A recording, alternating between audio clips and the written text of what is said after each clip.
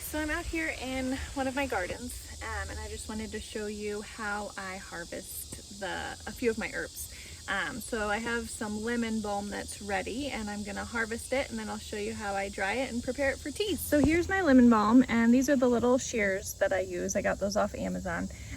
You can just come out if you need some fresh for cold teas or salads or something like that. You can just come and pop a leaf off, and they're perfectly good that way. I usually do a branch at a time. So I come down to where there's a split, like right there, and just cut the whole branch off. And then I'll show you how we take that inside and dry it. All right, so here is one of my chamomile plants. And it's July here in Kansas. We went out of town last week, and a lot of my chamomile burnt and died. So that's burnt chamomile, so that won't work, but there's a few here that are ready. So what I do is I just take the strand, the stem, I kind of go a little bit lower to promote more growth. I'm only going to use the top half of that flower, like that. But I can cut all the blooms that are open like that and take those inside to dry them. And then use them to make my chamomile tea. So I will show you where I dry my herbs. Okay, so you've now harvested your mint or lemon balm or whatever herb it is that you have, and now it's time to dry it. So there's lots of different ways that work for drying herbs. Some people will just take several stems together and tie a string around it like that and then hang it up like that, and they'll let it dry. I don't have the space to be able to do that. Plus, it seems like as it dries, it crumbles really easily and you tend to lose a lot. Unless you put like a paper bag around it, then you might not lose quite as much. But I don't have the space to be able to put that in a place that is good for them to dry. So what I have is this drying rack here. It holds, I believe, four different herbs at a time, and it zips shut, and it collapses when I'm not using it.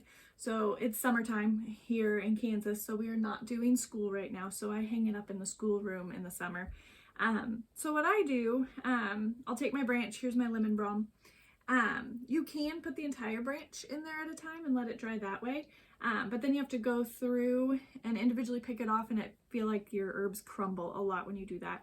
So I like to pick the leaves off before I dry it. So you just, very simple, pluck the leaves off. And this way, when you're done plucking and drying, or when you're done plucking, you end up with a stick that has a few little ones that I don't want to use, but my chickens and my rabbits love these sticks. So I'll give it to them, and I use their manure for compost for my gardens. Okay, so when you're done, you end up with a bunch of leaves like this, and then you simply stick it in and let it dry. So here's my lemon balm section right there. So I'll just stick it in there, spread it out, and in a couple weeks it'll be real dry and I can use it for my teas. Here's my chamomile section. So that was dry a couple weeks ago. So this chamomile is actually ready for teas. So this net I got on Amazon, and it can hold 4 different herbs at a time, which is great because I usually don't have more than that in harvest at a time. And if I do, I can just divide the chambers in half. And then in the winter, when I'm not drying any, it collapses really easy and sticks in a closet. I got chamomile everywhere. And it seems to work really well because when you're trying to do this in the suburbs, you don't have a ton of space.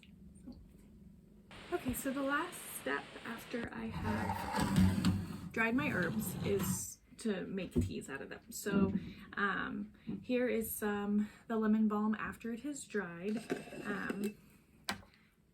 It crumbles very easily, and it's super easy to stick in my teas. So today the chamomile was ready. So I have my chamomile jar here. And yeah, you just take a handful and stick it in there. I can have a whole bunch up here. And stick it in there. And once I get it all, kitchen, right under my teapot, and it's ready to use for teas. So that's how I harvest and dry my herbs.